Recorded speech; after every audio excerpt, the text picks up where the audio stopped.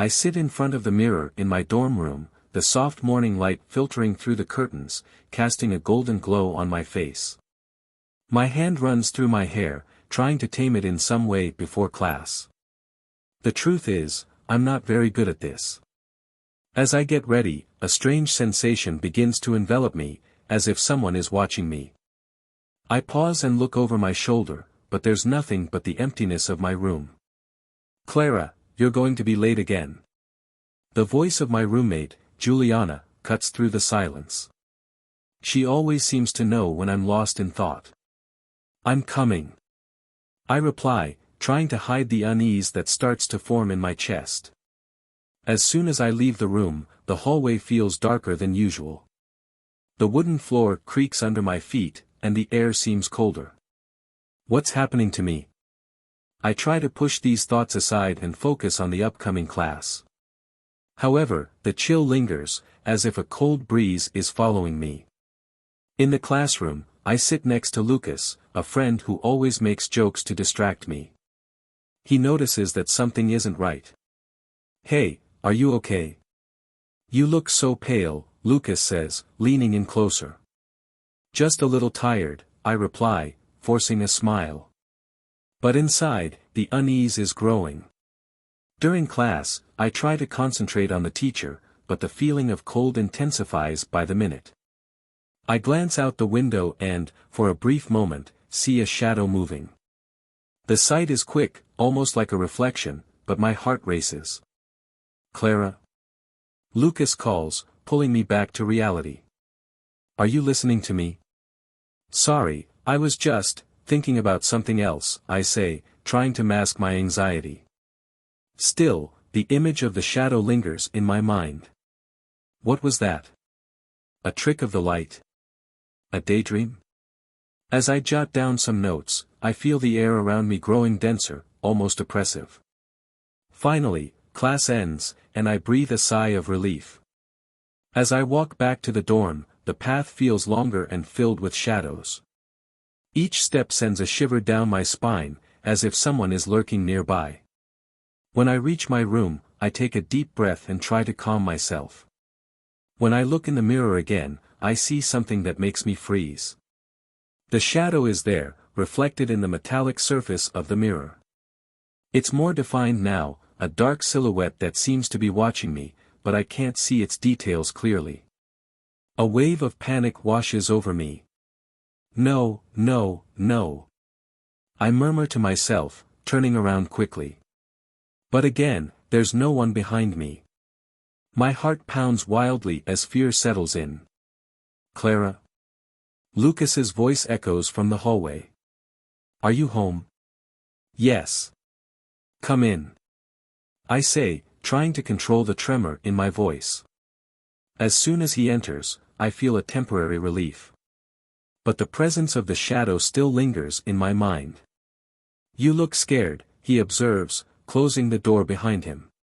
I saw something strange, I confess, feeling a knot in my stomach. "A shadow, or something like that." "I think you're just tired." "You've been studying too much," Lucas suggests, but I can see the concern in his eyes. "No, Lucas. It was real. I saw." I insist, my voice rising. "And it's not the first time. I feel like something is following me."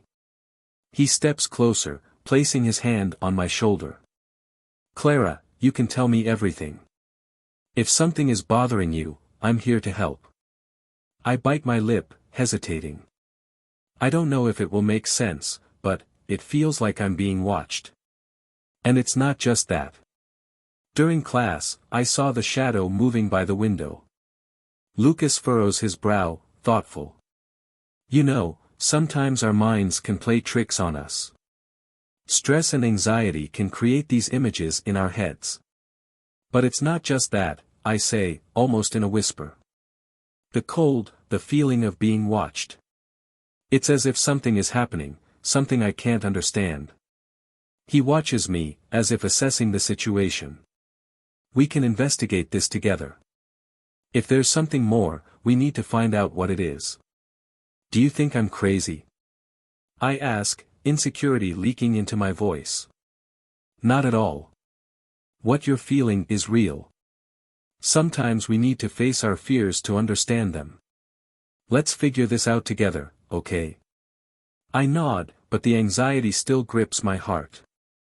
The image of the shadow keeps replaying in my mind, and the feeling that something isn't right persists. For a moment, I feel a mix of hope and fear.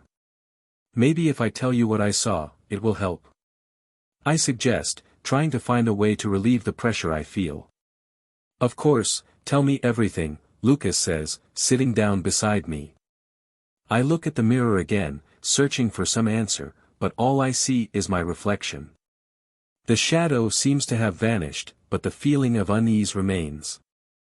I just hope this isn't something I can't control, I murmur. We'll face this together, Clara. You're not alone, Lucas assures me, and his words, though comforting, can't completely drive away the fear consuming me. With one last look at the mirror, I take a deep breath and prepare to share everything I'm feeling. The journey to understand what is happening to me has just begun, and as frightening as it may be, I know I can't face this alone. It was a cloudy afternoon when I decided to meet Lucas at the university cafeteria. The smell of fresh coffee mixed with the sweet aroma of the cakes displayed in the window.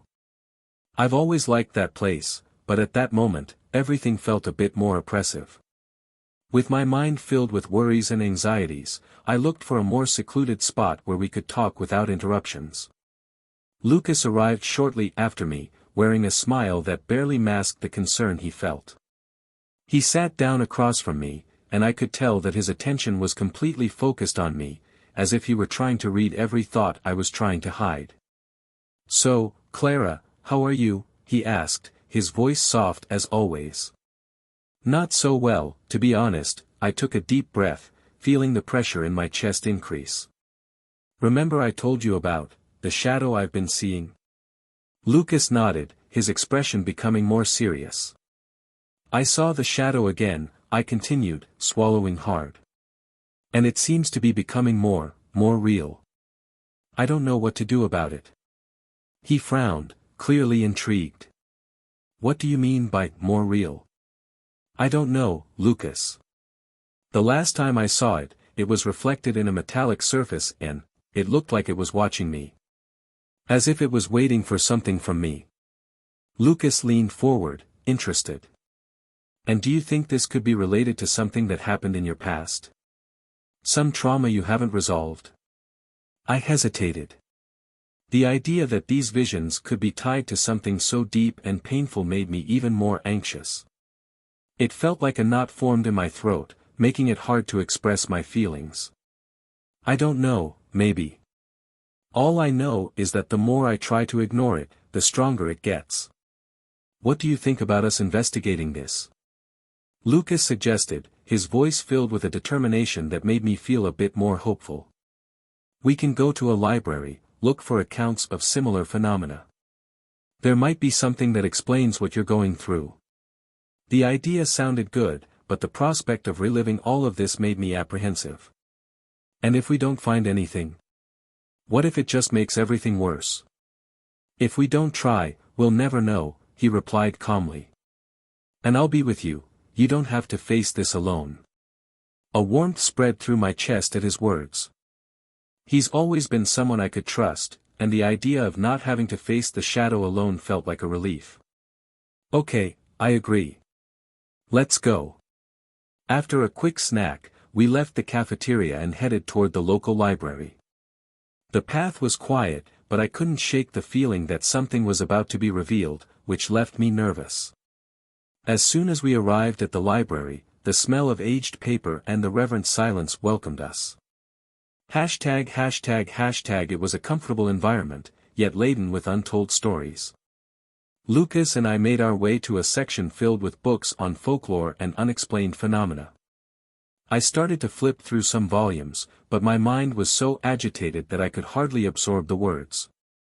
Lucas, on the other hand, was completely focused, his hands quickly moving through the pages as he searched for something. "Here!" he exclaimed, and I rushed over. "Look at this." There's a report about an entity that feeds on fear and is linked to family tragedies. My hands began to shake as I read the words. My heart raced, and a chill ran down my spine. Are you serious? This is exactly how I feel. Lucas continued to read aloud. The manifestation of this entity occurs during moments of great emotional pain, usually related to significant losses. Reports suggest it appears to those who have not been able to cope with grief. It can't be, I murmured, my mind spinning. This has to do with my mother's death. I couldn't cope with it. I didn't grieve properly. Lucas looked at me, his eyes filled with understanding. Clara, maybe the shadow is a representation of everything you've been holding inside. It could be here to help you face that pain. Help? I laughed nervously, the irony of the situation not lost on me. It scares me. It doesn't seem like it's here to help. I know, but maybe you need to confront that pain for it to go away, Lucas said, his voice calm and steady. You need to understand what's happening. What you're feeling. I wanted to believe him, but the thought of confronting my emotions left me paralyzed. The grief for my mother's loss was a constant shadow in my life, and the idea that a shadow could represent it was more than I could bear. With a dry mouth, I simply nodded, not knowing what to say. Lucas sensed my internal struggle and tried to lighten the mood. How about we take a break? We can look for more information later. What do you think about getting some coffee? It might help clear your mind. I agreed, feeling the need for a moment to process everything. He led me to a small table in a corner of the library, where we ordered coffee. As we waited, I gazed out the window, watching the clouds gather in the sky. Part of me wanted to run, but another part knew I couldn't escape what was happening. Clara, you know you can count on me, right? Lucas said, breaking the silence. I'm here to help you face this. I know, I replied, looking at him. It's just that, it's all so confusing. Sometimes, I feel like the shadow wants to tell me something, but I can't understand it. It's normal to feel that way. Sometimes, we need time to process our emotions, Lucas said, and I could see the sincerity in his eyes. But you're not alone in this. We'll figure it out together. The coffee arrived, and as we took a sip, I began to feel a little lighter. We talked about other things, trying to push away the weight of the topic that brought us there. But the truth was, somewhere deep inside me, anxiety still pulsed, and the idea of confronting the shadow left me restless. After a while, we decided to return to the section of books. Lucas was determined and sensitive to my emotional state. He helped me search for more information about what might be happening, and that's when we found other accounts that spoke about the connection between pain and the manifestations of entities. I didn't know what to expect, but with each page we turned, I felt a bit more clarity about what was happening to me. It was as if, little by little, the mystery of the shadow began to unravel, and this, in some way, made me feel both anxious and hopeful at the same time. Look at this. Lucas exclaimed suddenly, showing me another book. The entity can be seen as a reflection of unresolved pain, and facing this pain is the first step toward liberation. The words resonated in my mind. I knew I needed to confront what I felt, but how? How could I deal with the grief from my mother's loss? The last image I had of her was of her leaving for a party, and the guilt that brought me was overwhelming. The shadow could be a representation of everything I hadn't been able to process. What do you think we should do now? I asked Lucas, feeling that this moment was becoming crucial. We need to find a way for you to confront that pain, he replied, his expression determined. It may be that the answer lies within you. And if you feel ready, we can do this together. I looked at him, and for the first time, I felt that maybe there was a way out of this situation. The idea of exploring my pain, and perhaps even confronting the shadow, didn't seem so terrifying anymore. If Lucas was willing to accompany me, maybe I could find the strength to face my fears. And with that, a new hope began to blossom within me. The night was silent and unsettling. The clock read almost 2 in the morning, and I lay in bed, my eyes fixed on the ceiling, trying to find some answer to the visions that haunted me. The shadow was always there, a figure dancing at the edges of my vision, but disappearing as soon as I tried to focus. I couldn't understand what was happening, and worse, every time I closed my eyes, it became more real. In a spur of the moment, I decided I needed to know more about what was going on. My family's past was shrouded in mystery and pain, and perhaps it was time to unearth those secrets. I got out of bed, pulling on a sweatshirt to keep warm. The house was cold, and the whisper of the wind seemed to beckon me. With a knot in my stomach, I made my way to my mother's attic. I remembered visiting that place as a child, always filled with curiosity, but now there was a sense of fear that accompanied me. The attic was a labyrinth of memories, a space that held what was left of the past. The stairs creaked under my weight, and each step made me more anxious. Upon opening the attic door, a wave of dust hit me, and I sneezed, trying to get used to the darkness. The moonlight filtered through a small window, dimly illuminating the stacked boxes and forgotten objects. The air was heavy, as if the memories were still there, waiting to be discovered. "Come on, Clara," I murmured to myself, trying to muster courage. I began to sift through the boxes, pulling out dust-covered items. There were old clothes, broken toys, and black and white photos. Each item seemed to tell a story, but I was searching for something specific. After a few minutes of searching, I found a wooden box, worn by time. Its latch was rusty, but with a bit of effort, I managed to open it. Inside the box, I found yellowed letters and photos of a woman who appeared to be my mother in her youth. She was smiling in every image, but there was a sadness in her eyes that I had never noticed before. I started to flip through the letters, and one of them quickly caught my attention. The handwriting was elegant, almost artistic. "My love," the letter began. "If you are reading this, I may no longer be here. What I feel for you is indescribable. I will always be by your side, even from afar." My heart raced. What could have led my mother to write something like that? I continued reading, and soon realized that the letter spoke of pain and loss. It mentioned a shadow that haunted the family.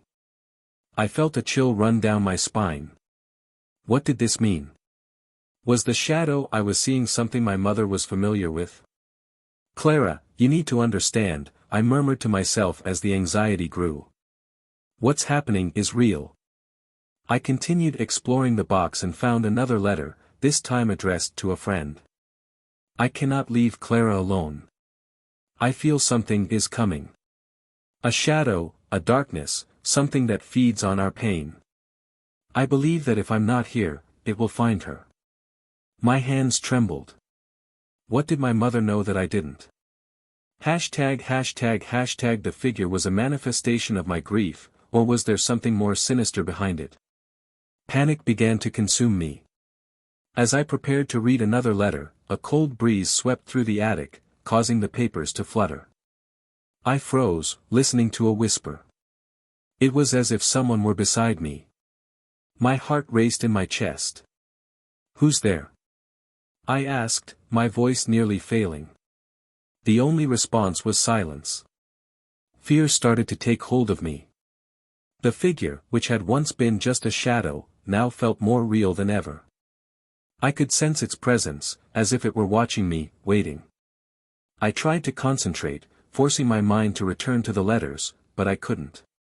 In a burst of impulse, I clutched the letter in my hands and read it aloud. "I cannot leave her alone."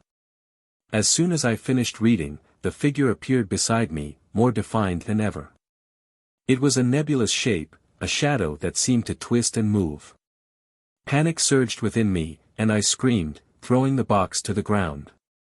The letters scattered across the attic, dancing in the air like leaves caught in the wind. "No! Don't come here!" I screamed, retreating against the wall. The figure hesitated, and I felt a mix of fear and confusion. "What do you want from me?" The figure seemed to hesitate, but it didn't speak. It was as if it were waiting for my reaction, testing my limits. I remembered the words from the letter, my mother's warning about not being alone. Are you a part of me? The figure moved a little closer, and I could feel a strange energy in the air, a pressure that made me want to faint. But instead of fleeing, something inside me ignited. You're here because of the pain, aren't you? You feed on my fear. The figure seemed to shudder, and I realized the connection between us was stronger than I had imagined. I didn't know how to deal with it, but a part of me knew I needed to confront it. You cannot control me. I won't let you dominate me. With effort, I began to breathe deeply, trying to calm my racing heart. Memories of my mother flooded my mind, and I remembered the love she always gave me, even in the hardest times. Mom, where are you? I whispered, tears streaming down my face. The figure hesitated once more, and I sensed it was beginning to dissipate. I miss you, I continued, my voice trembling. I miss you every day. And I'm scared. I'm so scared. With each word, the figure seemed to lose some of its solidity, as if responding to my despair. I didn't know if I was doing the right thing, but I had to try. Please, don't leave me alone. I want to understand, I want to deal with this. I don't want to be afraid anymore. The figure began to fade more rapidly, and I realized that instead of fighting it, I needed to accept its presence. You are a part of me, and I am a part of you, I said, feeling a wave of relief wash over me. I cannot expel you because you are my grief. But I want you to let me go. The air around me grew lighter, and I felt as if a weight was being lifted from my shoulders. The figure, which had once seemed threatening, now appeared more like a protective shadow. I don't know how to deal with this, I murmured, but I promise I will try. And with those words, the figure began to dissipate completely, until there was nothing left but the silence of the attic. I fell to my knees, exhausted and confused, but at the same time relieved. My hands trembled, and tears continued to slip down my face. I didn't know what it all meant, but one thing was certain, I had taken a step toward healing. The past was still there, but now I felt I could face it, alongside my mother's memory and the acceptance of my grief. It was dark and silent in my dorm room, except for the constant sound of my racing heart. The message I sent to Lucas didn't seem sufficient to express the desperation I felt. I was paralyzed by fear and confusion, imagining how he would react to knowing I was haunted by a figure that seemed to feed on my anguish. But at the same time, I needed someone by my side. Anxiety consumed me, and the feeling of being watched wouldn't let me rest. Finally, I heard a gentle knock at the door. It was Lucas. Clara, are you okay? His voice felt like a bomb, but at the same time, it heightened the tension in my chest. I took a deep breath and opened the door, finding him with a concerned expression. Hi, Lucas, I murmured, trying to force a smile. He stepped inside and closed the door behind him, observing my every move. You look, well, different. What happened? He approached, his gaze fixed on me, and I knew I couldn't hide any longer. It was time to open my heart. I saw the figure again, I said, my voice trembling. And it's not just that. Today, in the archive, I discovered something that might be related to it. It's about my mother. Lucas furrowed his brow, intrigued. What did you find? I sat on the edge of the bed, trying to organize my thoughts. In the library, we found accounts of an entity that feeds on fear. And it seems this is linked to family tragedies. My mother, my voice caught, and I hesitated. Clara, you can tell me. What happened to your mother? The concern in his eyes encouraged me to continue.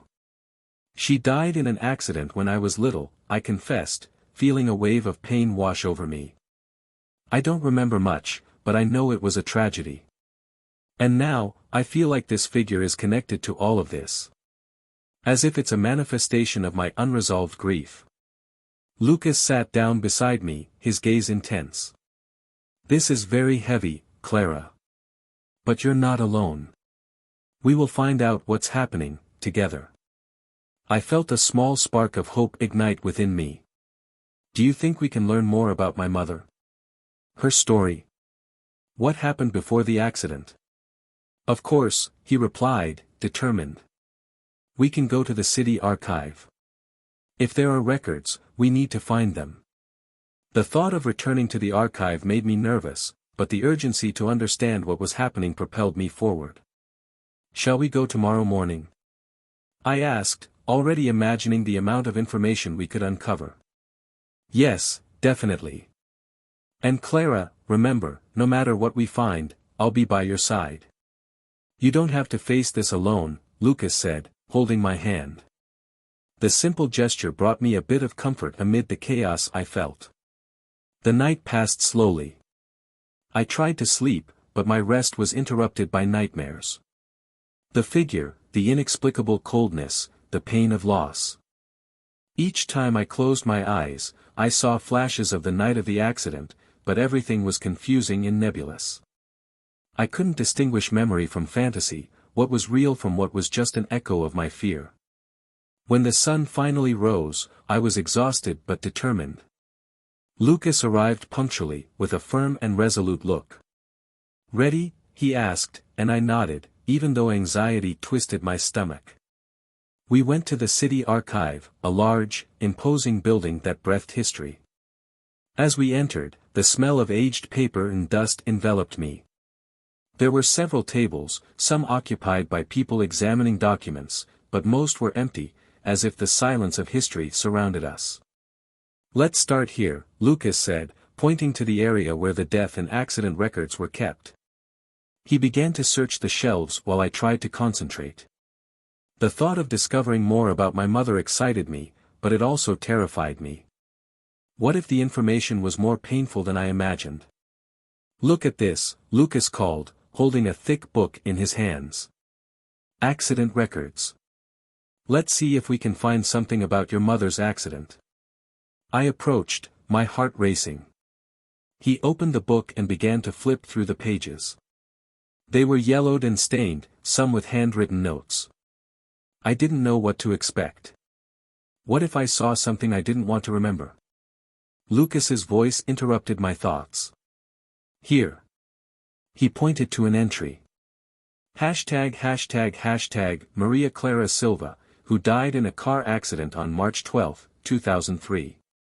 He looked at me, and I felt the pressure in my chest increase.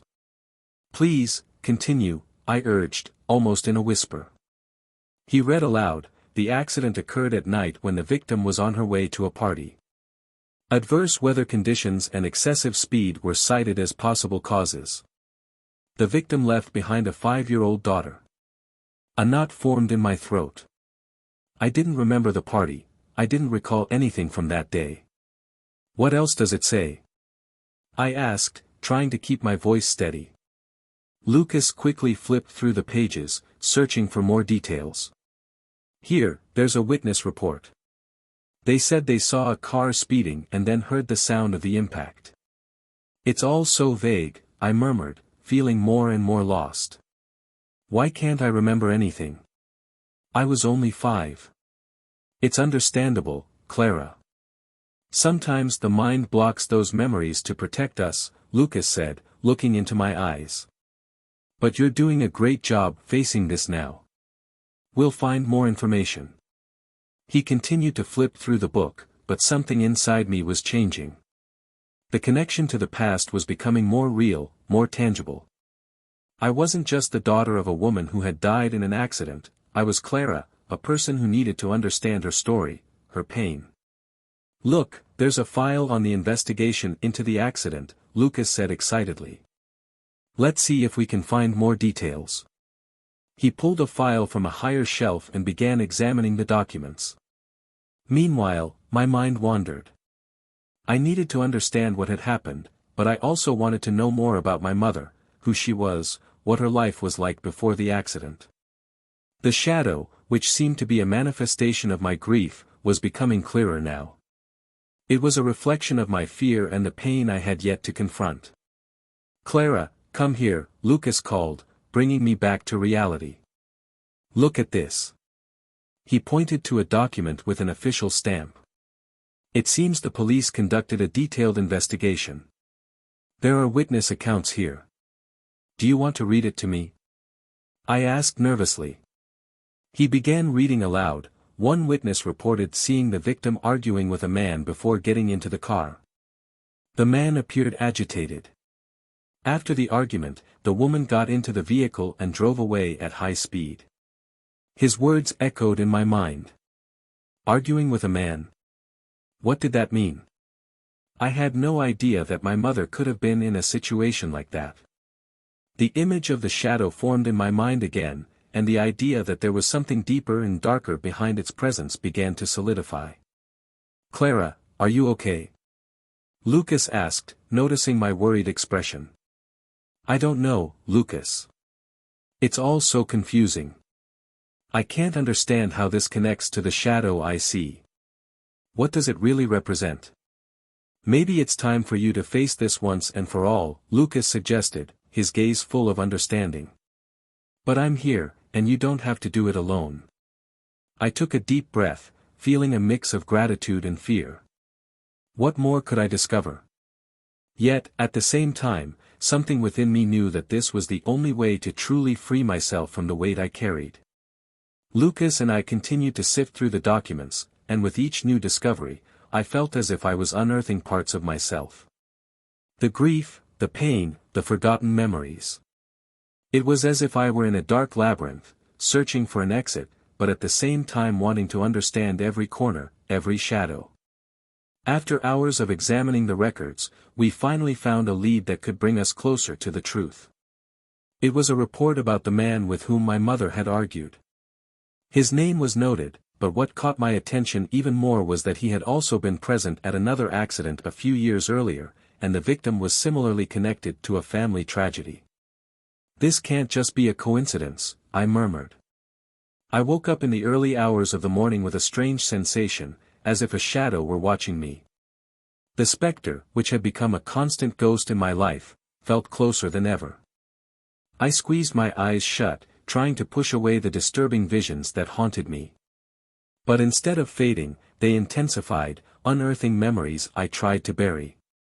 That morning, Lucas had sent me a message asking how I was. I wasn't sure if I should talk about what was happening. The thought of opening my heart about the shadow made me anxious. The visions weren't just strange images, they were fragments of pain I couldn't cope with. I decided to meet him, knowing that discussing it might leave me even more exposed. When I arrived at the dorm, Lucas was sitting on the bed, waiting for me.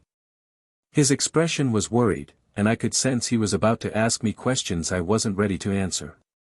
Hi, Clara. You seem different, he said softly. What's going on? I hesitated before responding. It's complicated, Lucas. I'm seeing things that shouldn't be there. Things like the shadow, he asked, and I was surprised.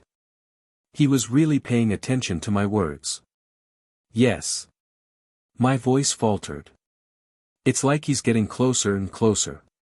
And I don't know what to do. With each passing day, I feel more lost. Lucas stood up and came over to me. He took my hands, offering a comfort I so desperately needed. You're not alone, Clara. We'll face this together. Those words brought me a small relief, but the anxiety still pulsed in my chest. I don't know if I can, Lucas. What if it becomes more real? What if I lose control? If that happens, I'll be here to help you find yourself again, he replied firmly. Let's discover what this shadow really is. Why don't you try to remember the last time you saw it? I closed my eyes and let the memories flow. The image of the night of my mother's accident returned to my mind like a black and white film. She had left for a party, and I remembered her smiling, full of life. The shadow was there, not as a threatening presence, but as a warning. I saw myself lying in bed, listening to the sound of her car pulling away, and a sense of helplessness washed over me. I remember the last time I saw her, I murmured. She was so happy, and I had no idea what was coming. That must have been very hard for you, Lucas said, his expression showing empathy. Do you feel guilty because you didn't stop her from going? Yes. I thought I could have done something. If only I had told her I loved her or that I didn't want her to go. I began to cry, tears streaming down my face. But I didn't. And now I have this shadow, as if it were the representation of all the pain I feel. Clara, that's normal. Grief can manifest in many ways. The shadow could be your mind trying to process that pain, Lucas said, trying to comfort me. You need to deal with this, and maybe facing how you feel can help you release that burden. How can I do that? I asked, desperation rising in my voice. I don't know how to handle this. Maybe you need to remember the good moments you had with your mother. That way, you can start to accept the pain and the loss, Lucas suggested. I can help you. We can do this together. But what if the shadow gets stronger? What if I can't bear it? I said, afraid of what could happen. Then we'll face it. Together. You don't have to go through this alone, he replied, looking into my eyes with a determination that encouraged me. With a deep sigh, I knew I had to try. Okay, Lucas. I'll try to face this. But I don't know if I can. I mentally thanked my lucky stars for having Lucas by my side. He was the only anchor I had amidst the whirlwind of emotions surrounding me. After our conversation, we decided that I should seek out some memories of my mother, something that would help me connect with her in a more positive way. That night, while everyone was asleep, I sat on the bed and looked at the shadows dancing on the walls. The figure came to my mind, and for the first time, I felt not just fear but an urgency to understand. I got up and decided I needed to look into the past, even if it meant facing the pain I had kept hidden inside me. The attic of my mother's house was dusty and forgotten, filled with boxes and objects that hadn't been touched in years. As I climbed the creaky stairs, a wave of nostalgia and fear washed over me. I remembered happy moments, but also the sadness that followed her death. I needed to find something that would help me understand what was happening to me. Please, help me find something, I whispered to myself as I pulled a box from a high shelf. It was full of old photos, letters, and memories I had forgotten. My fingers trembled as I flipped through the yellowed pages and faded portraits. As I examined the items, I found a photo of myself with my mother on a sunny day. We were smiling, happiness etched on our faces. I felt a wave of love and sadness wash over me at the same time. It was as if the figure was watching me, waiting for me to acknowledge the pain I still carried. I miss you, Mom, I whispered, tears streaming down my face. If only you were here. As I continued searching, I stumbled upon a smaller box, covered in dust, with a rusty lock. I used a bit of force and managed to open it. Inside were letters my mother had written. One caught my attention, the paper was yellowed, and the words were filled with emotion. Dear Clara, the letter began. If you are reading this, I hope you know how much I love you. Life is full of challenges, and I want you to always remember that you are not alone. Sometimes, the pain can feel unbearable, but you are strong, and you will always find your way. I felt a lump in my throat and a tightness in my chest. The words seemed to be written for me in that moment, as if my mother were guiding me through the darkness. But as I continued reading, I found a part that froze my heart.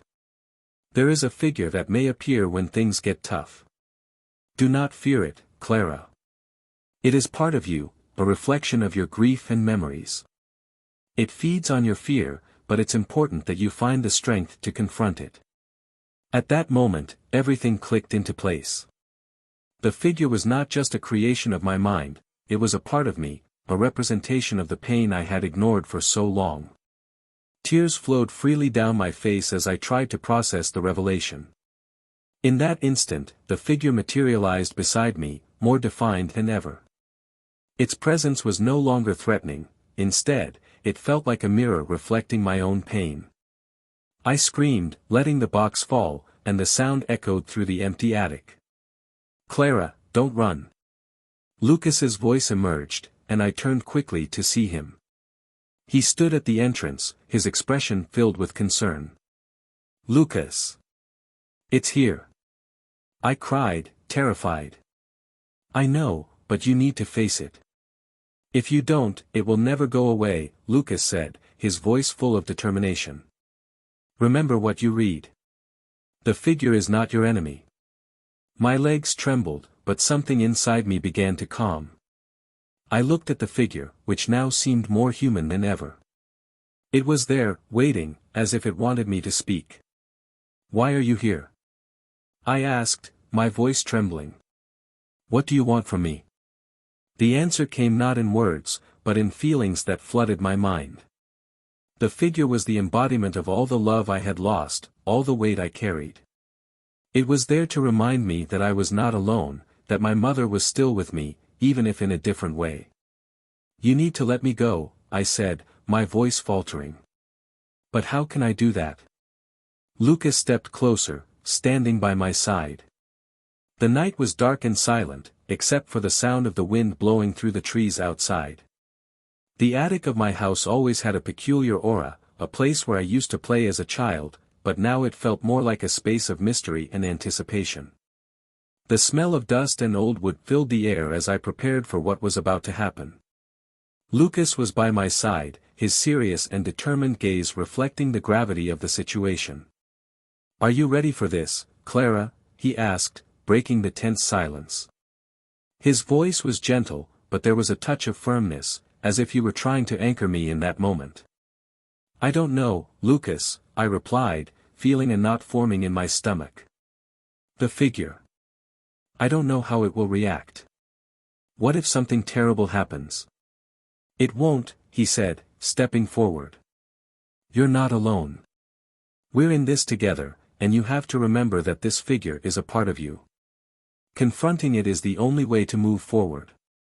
I took a deep breath, trying to absorb Lucas's words. He was right, but the idea of facing that entity that had haunted me for so long was terrifying. The image of the figure filled my mind, its indistinct outline, its oppressive presence.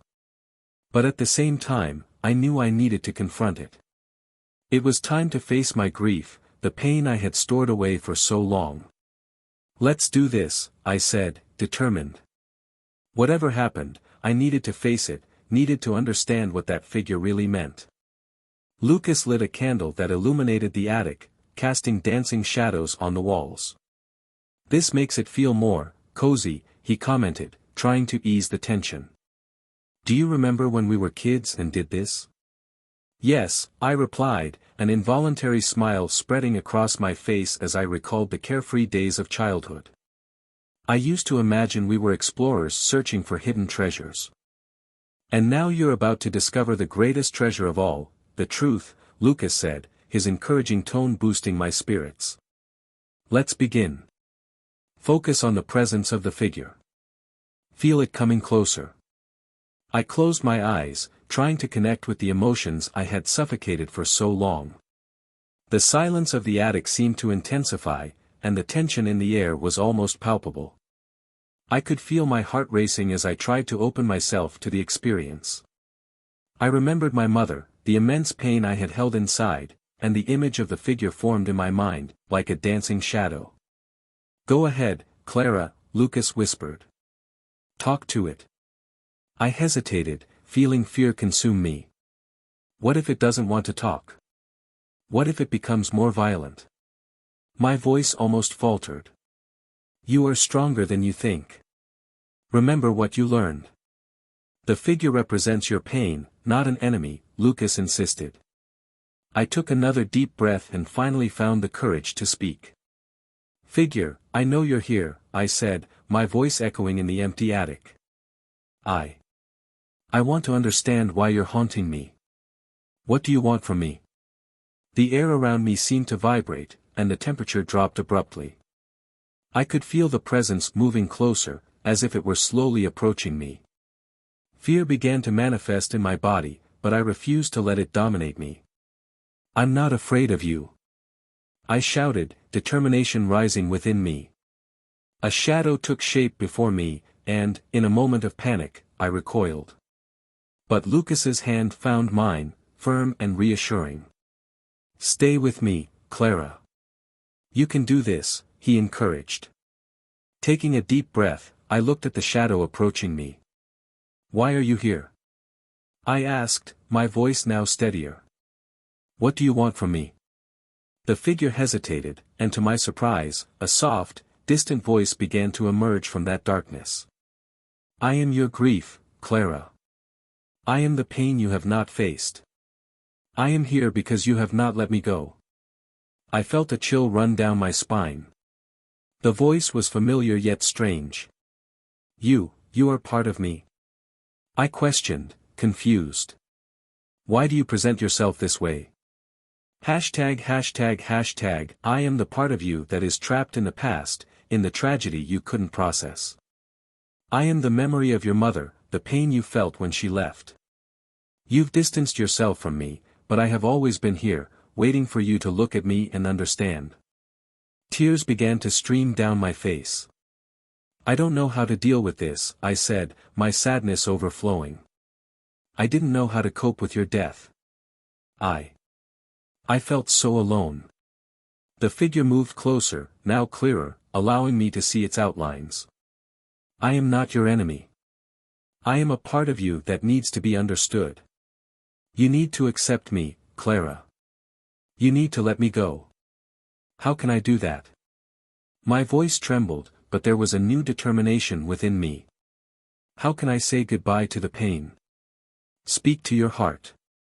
Express what you feel. Free yourself from the weight you carry." "I cannot leave until you allow me," the figure's voice echoed softly. Lucas squeezed my hand. "You can do it, Clara. Free yourself. Let your emotions flow. I'm here."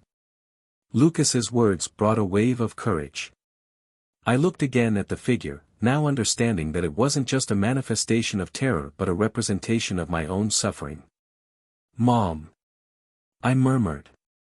"I'm so sad about your absence. I didn't know how to deal with it. I miss you every day."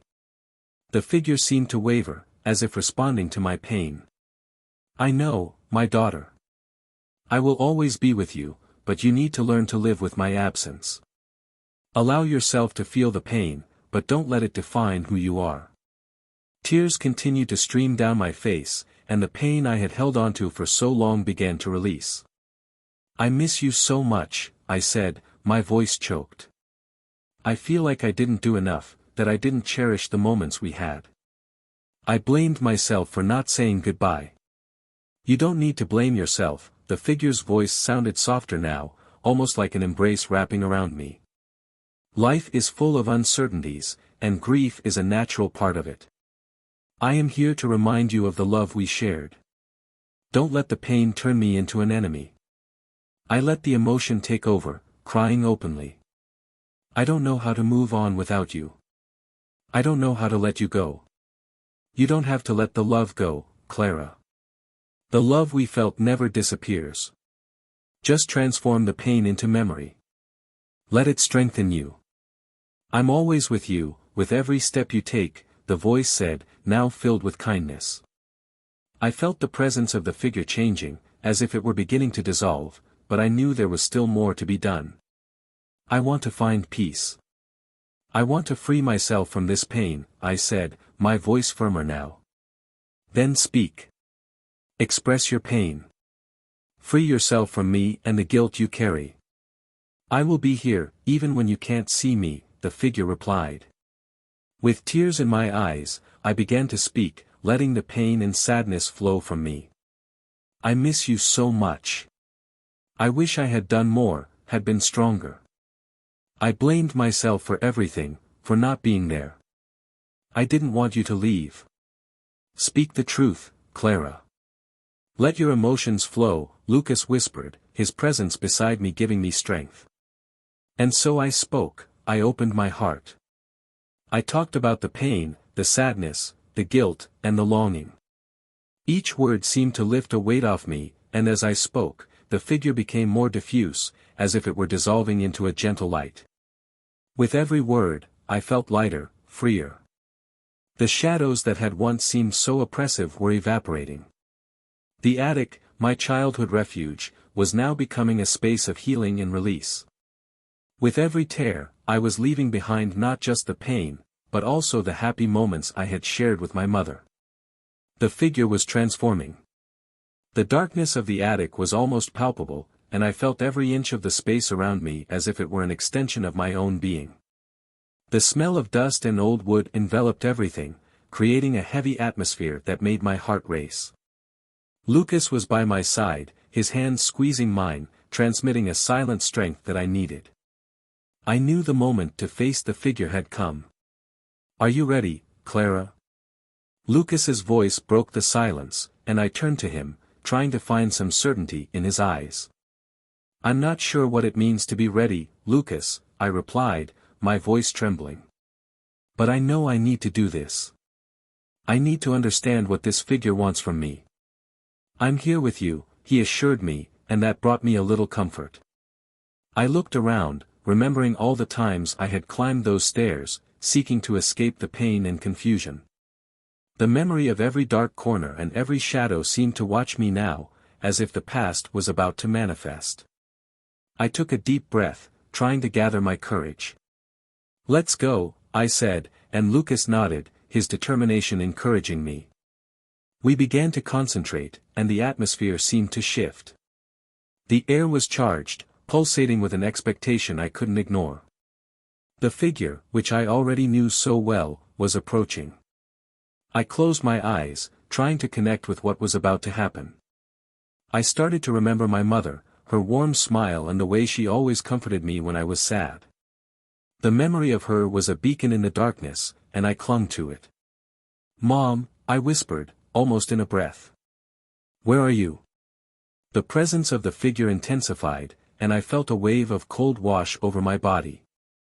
I opened my eyes and saw the figure materializing before me, clearer than ever.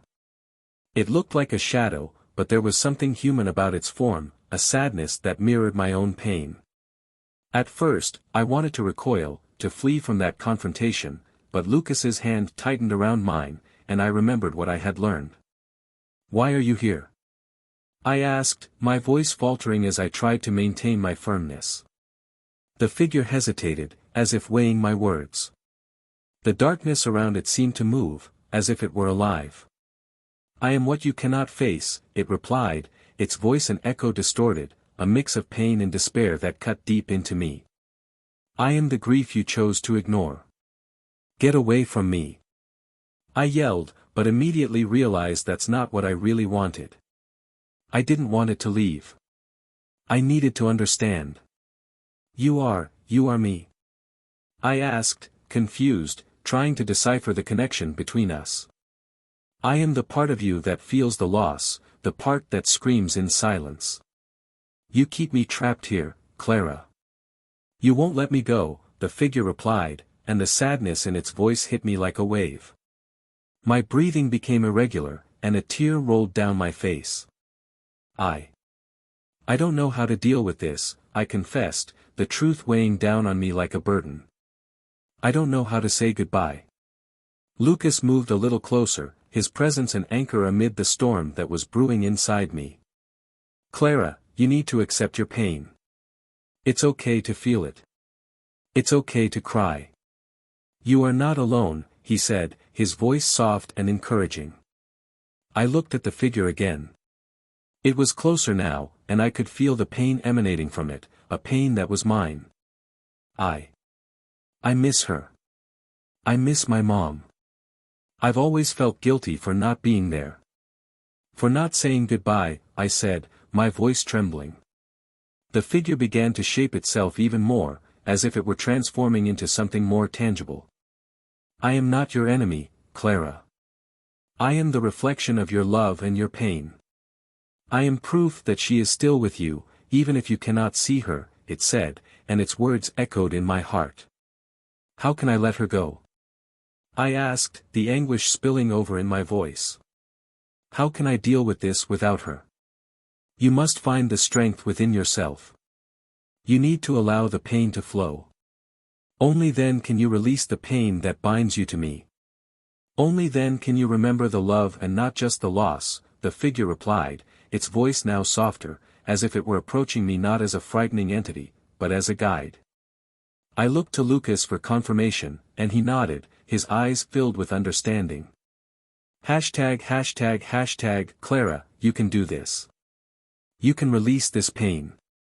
I'm here with you, I will always be, he said, and that gave me courage.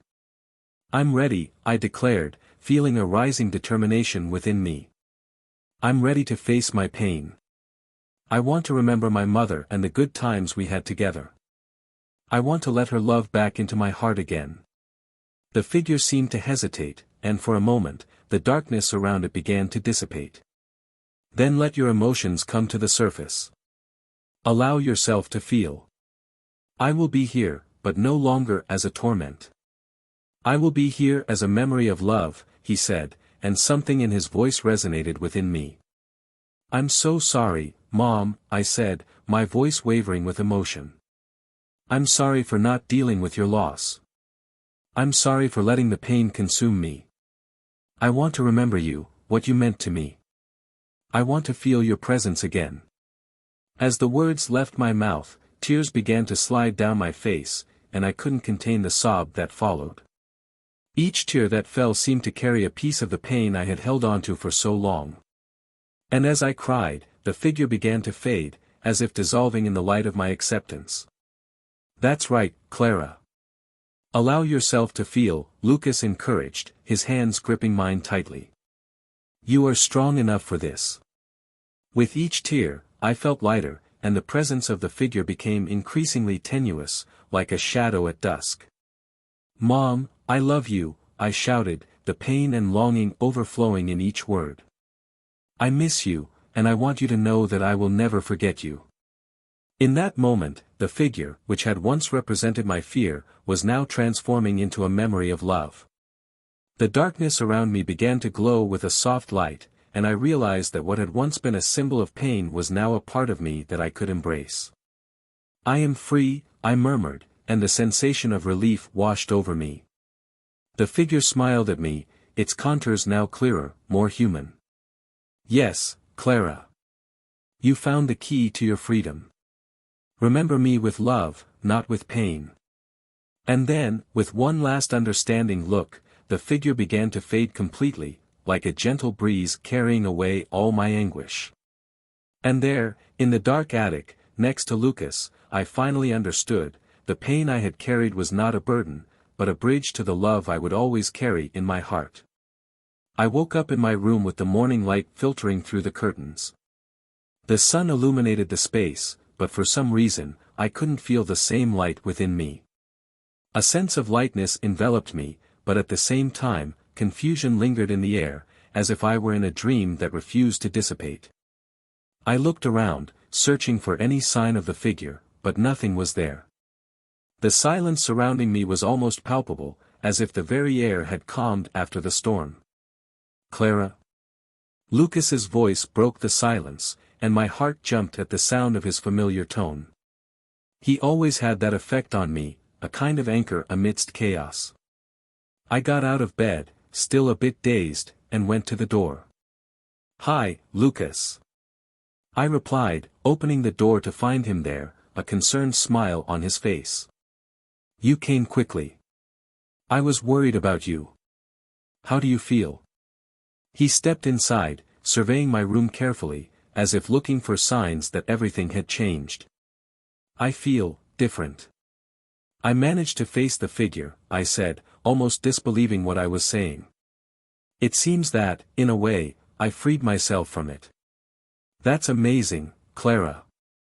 Lucas exclaimed, his eyes shining with admiration. You were so brave. I felt warmth rise to my cheeks at his words. The truth is, I didn't quite know what I had done. I just let my feelings flow, like a river that could no longer be contained. The figure, which had once terrified me, now felt like a distant shadow, a memory beginning to fade. But I still feel confused. I feel like there's more I should understand. Lucas nodded, placing a hand on my shoulder. It's normal to feel that way. You went through an intense experience. How about we talk about it? What did you feel when you faced the figure? I took a deep breath, trying to organize my thoughts. It was scary at first.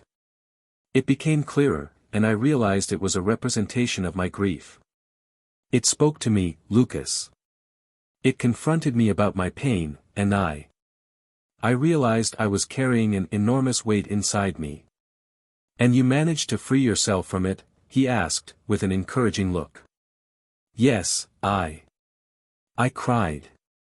I apologized for not dealing with my pain earlier. It was as if all the pressure I had been feeling dissolved. I felt a knot in my throat. But even so, it's hard. There are so many things I don't understand about my mother, about myself. We'll figure this out together, Lucas suggested, his tone firm and comforting. How about we do something in honor of your mother? Something to keep her alive in your memory, something that symbolizes what you're feeling now. The idea settled in my mind, and suddenly, I knew what to do. We can plant a tree, I said, my voice gaining strength. A tree that symbolizes renewal and acceptance. Something that will grow and flourish, just like I want to do. A tree is a great idea. Lucas smiled. Let's plant one in the university garden. It can be a place for you to always remember her and what you've been through. Yes. I replied, excited by the idea. And we can do it today.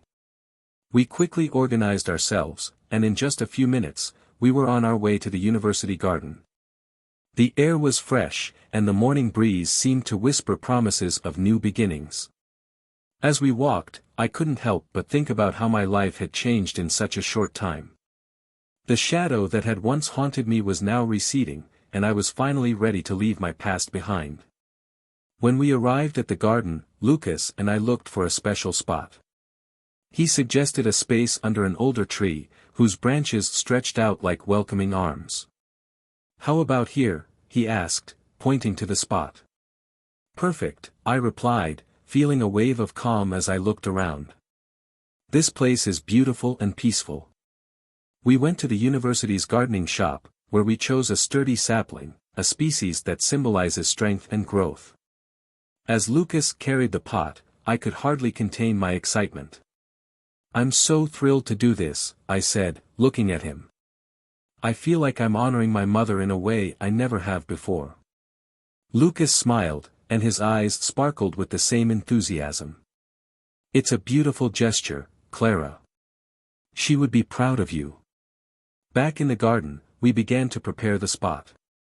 Lucas dug a hole in the ground while I held the sapling. The sun shone brightly, and the feeling of being there, in that moment, filled me with gratitude. Did you remember to bring a shovel? I asked, laughing at how absorbed he was in his work. I'm always prepared, he replied with a mischievous smile. You never know when you might need to plant a tree. Once the hole was ready, we carefully placed the sapling inside and covered the roots with soil. Each movement felt symbolic, as if we were burying not just the tree, but also parts of my grief. Let's water it, Lucas suggested, and I fetched the water we had brought. As we watered the sapling, I felt a wave of hope wash over my heart. I promised to take care of it, just like I'm learning to take care of myself, I murmured, looking at the tree that was now beginning its journey of growth. Lucas was by my side, and together we exchanged words of encouragement. It will grow strong, just like you, he said, and I smiled, feeling the sincerity in his words. Whenever you look at this tree, remember that your mother is with you, and that it's possible to move forward. After watering the tree, we sat on a nearby bench, observing our work. The feeling of peace was palpable. The gentle breeze caressed our faces, and the sound of singing birds felt like a symphony of celebration. Do you feel better? ### translation, Lucas asked, looking at me with a concerned expression. Yes, much better, I replied.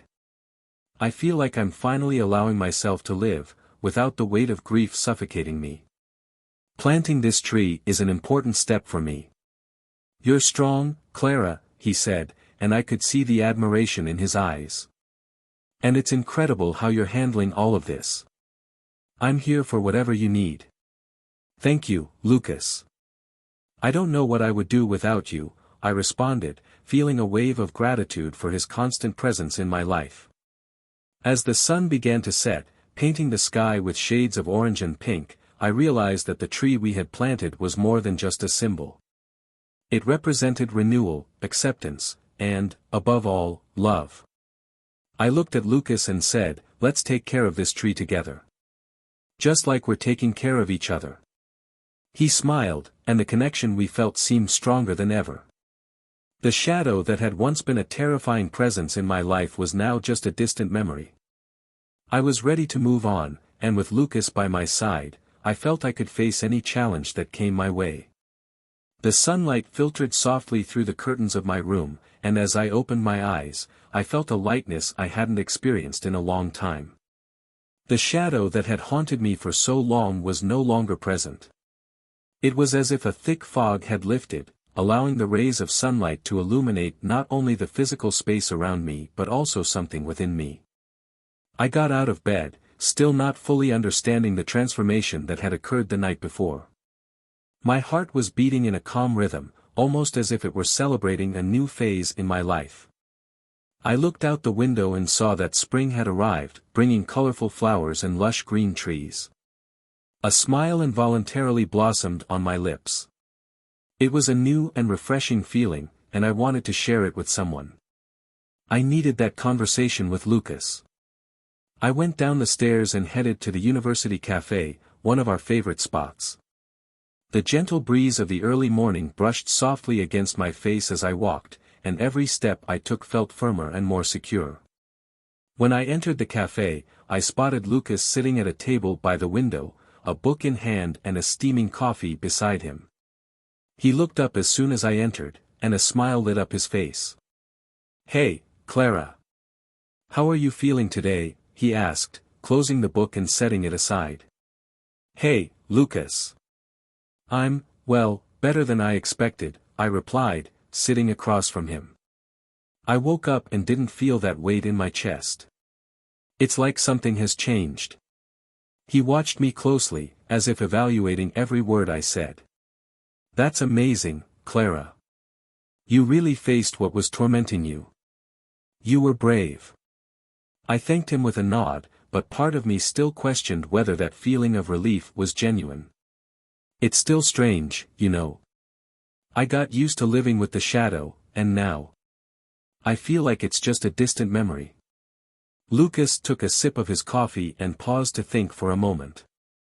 It's normal to feel a bit confused after an intense experience like that. But what you're feeling is a sign that you're ready to move on. What do you think about doing something in honor of your mom? Something that symbolizes this new phase of your life. The idea resonated in my heart like a gentle echo. What do you have in mind? How about planting a tree in the university garden? It could be a beautiful way to celebrate her memory and the new life you're building, he suggested, a sparkle in his eyes. You know, that makes a lot of sense. A tree represents growth and renewal. I would love to do that. My excitement grew as we talked about the idea. Great. Let's do it together, Lucas said, smiling. Let's choose a tree that represents something special for you. After finishing our coffees, we left the cafe with a new mission. The day was sunny, and people passed by us, each following their own path. I felt like I was stepping into a new narrative, and that excited me. When we arrived at the university nursery, a variety of trees presented themselves before us. Look at these, Lucas pointed to a row of flowering trees. These cherry blossoms are beautiful. They bloom in spring, and their flowers are a symbol of renewal. Yes. They're perfect. I exclaimed, imagining how they would look in the garden. I want something that blooms every year, something that reminds me of the cycle of life. We stood there admiring the trees, and soon we decided on a cherry blossom. The gardener at the nursery helped us select the best sapling, and soon we were holding the tree, ready to be planted. The walk back to the university garden felt shorter, as if the universe was conspiring in our favor. When we reached the garden, we found a sunny spot where the tree could grow. Lucas started digging a hole while I helped him with the spade. The task wasn't difficult, but there was something almost therapeutic about working with the earth. Each strike of the spade seemed to lift a weight from my heart. "Are you ready for this, Clara?" Lucas asked, pausing for a moment to look at me. "I am. I feel that by planting this tree, I'm also planting new feelings inside of me," I replied, with a serenity I hadn't felt in a long time. Finally, with the hole dug, we placed the cherry sapling in its new home. The roots were well formed, and as I covered the tree with soil, I felt as if I were creating a new beginning. I looked at Lucas, and he smiled back, as if he understood how much that moment meant to me. "Now we need to give it water," he said, picking up the watering can he had brought. "That way it can grow strong and healthy." I watched as Lucas watered the tree, and a wave of emotion washed over me. "Thank you for being here, Lucas. I couldn't have gotten through this without you. I'll always be here for you, Clara. You're an amazing friend, and I admire your strength so much," he replied, setting the watering can aside and looking into my eyes. Feeling that unconditional support made me realize how much our friendship had deepened. It wasn't just a superficial connection, it was something stronger, built on trust and understanding. After watering the tree, we sat on a nearby bench and observed the space around us. The sunlight shone on the green leaves, and the flowers began to bloom, promising a spectacular display of colors when spring reached its peak. "Do you feel different now?" Lucas asked, breaking the silence. "Yes," I replied, looking at the tree we had planted. "I feel like I've left a weight behind. The shadow is now just a memory of something I needed to face. It doesn't haunt me anymore. And that's liberating." He smiled, satisfied. "That's how it should be. You faced your fear, and now you can live fully. And with this tree, you have a new memory of your mom that isn't just marked by pain." That's true. The tree represents the continuity of life, and I want it to bloom every spring, just as I hope to bloom, I declared, excited about the possibility. As we talked, I realized that the shadow had dissipated not only from my mind but also from my heart. It was no longer a shadow following me but a part of my past that I now understood and accepted. What had once been a symbol of pain and mourning was now transforming into a symbol of love and renewal. The day wore on, and the clouds began to disperse, revealing a clear blue sky. Every moment spent with Lucas felt lighter, filled with hope. We talked about our plans for the future, our classes, dreams, and ambitions. It was as if a new life was sprouting within me, just like the flowers on the cherry blossom. "I really want this tree to grow strong," I said, thinking of how it would become a part of the university garden, a space everyone could enjoy. And I want it to always remind me that even in moments of pain, there is room for growth. Lucas nodded. "And it will always be a part of your story, just as you are a part of hers. ####, what you lived through does not define who you are, Clara. You are so much more than that." "Thank you, Lucas. I feel ready to move on, and it gives me a peace I didn't have before," I replied, tears in my eyes. "And it's all because of you." He smiled and gave me a gentle hug, a gesture of support that spoke louder than 1,000 words. As we stepped back, looking at the tree we planted, I realized that life continued, and I was ready to embrace it fully. Months passed since the confrontation in the attic, and I felt lighter. With each day, the memory of the shadow grew more distant, like a shadow gradually dissipating in the light of day. However, there was something still tethering me to the past, a curiosity lingering in my mind. One quiet afternoon, while organizing some boxes in my room, I stumbled upon an old diary of my mother's, hidden among papers and books I had carelessly stored. The diary was a simple object, with a worn leather cover aged by time. With trembling hands, I opened the first page and was soon enveloped by her words. The handwriting was delicate, as if each letter was penned with special care. The first entry spoke about the day she brought me into the world, describing the joy and fear she felt when she held me in her arms for the first time. It was as if, by reading those words, I could feel her presence again, as if she were standing right beside me. "Clara," the first line began, "I will never forget the moment you were born. I looked at you and knew it was my mission to protect you at all costs. Even when I am no longer here, I want you to know that my love will always be with you." Tears streamed down my face as I continued reading. In one of the entries, my mother mentioned a dream she had. "I dreamed that a shadow was following me, but it wasn't an ordinary shadow. It was a part of me, an extension of my love and protection. I was scared, but at the same time, I felt that this shadow was there to guide me, to help me care for you." At that moment, I realized that the shadow I had faced was not an enemy but a representation of something much deeper. A protector, perhaps.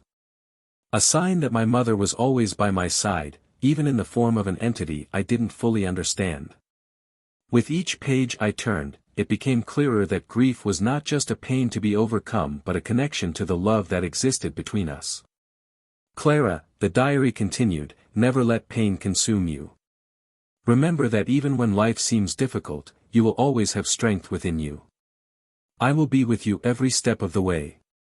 I closed the diary, trying to process all those emotions. I had been so caught up in my own pain that I hadn't realized how much my mother cared for me, even in her absence. The shadow I feared was, in essence, a manifestation of her love, a way to protect me and remind me that I was not alone. And upon realizing this, a wave of peace flooded my heart. That night, I called Lucas. He answered quickly, and I could hear his calm voice. "Hi, Clara. How are you?" "Hi, Lucas. I found something. An old diary of my mom's." Emotion overflowed in my voice. "A diary? What does it say?" he asked, curiosity evident. "It talks about me, about how she always wanted to protect me. And about the shadow." "Lucas, I think the shadow wasn't a bad thing. It was a part of her, a way for her to be with me." My voice trembled, but there was a clarity I hadn't felt before. "That makes sense," Lucas replied, his tone serious. "You've always talked about how you felt consumed by grief. Maybe this entity was a way for your mother to try to communicate with you, to show that she's still with you." "Yes. She said she would never leave me alone. And that changes everything for me." My mind was buzzing with new ideas and feelings. I can't see the shadow as an enemy anymore. It's part of my story, part of the love my mother had for me. "That's beautiful, Clara. You're making incredible progress. What are you going to do now?" Lucas asked, his encouraging tone lifting me up. "I want to do something symbolic. Something that shows I accept this love and that I'm ready to move forward." An idea began to form in my mind. I want to plant a tree in honor of my mother. So that her love can grow and blossom, just like she did for me. "That's a wonderful idea. I can help you. Let's plant that tree together, and it will be a symbol of your strength and the love you share with your mother." His excitement was contagious, and I felt invigorated. The next day, we went to a plant nursery. I chose a flowering tree, a species that would bloom in beautiful shades of pink in the spring. As Lucas and I dug the hole to plant the tree, I felt like I was creating a special space for my mother, a place I could always return to whenever I wanted to connect with her. "Are you ready?" Lucas asked, carefully holding the tree. I nodded, a mix of anticipation and serenity filling my heart. He placed the tree in the hole, and together we began to cover it with soil. "This tree is going to grow strong," Lucas said as he packed the soil around the trunk. "Just like you." "I hope so. I want this to represent not only the pain I've carried but also the beauty that comes from love," I replied, a smile forming on my face. Once we finished planting, I looked at the tree and, for a moment, I could see the shadow in my mind. But now, instead of fear, I felt a wave of love and gratitude. The shadow was no longer a painful memory but a part of who I was, a deep connection with my mother that would always be present. "Let's take good care of this tree," I said to Lucas, who nodded in agreement. "It will be a symbol of renewal and acceptance, just like you." As we watched the tree, I realized that the shadow, in its essence, had disappeared from my life. It had transformed into a distant memory, a part of my story that I could revisit but that no longer imprisoned me. "Clara," Lucas said, breaking the comfortable silence, "have you thought about everything you learned from this experience? How much stronger you've become?" "Yes," I replied, looking at him. "I now realize that grief is a process, and not something we should fear. I learned that even in the darkest moments, love can guide us. My mother will always be with me, no matter what happens." "That's true. And you're not alone. I'll always be here for you, Clara," Lucas said, his sincere gaze comforting me. As the sun set, painting the sky in shades of orange and purple, I knew I had found not only a way to honor my mother but also a precious friendship that would blossom alongside that tree. The shadow, which had once haunted me, was now a symbol of love and protection, and finally, I felt free.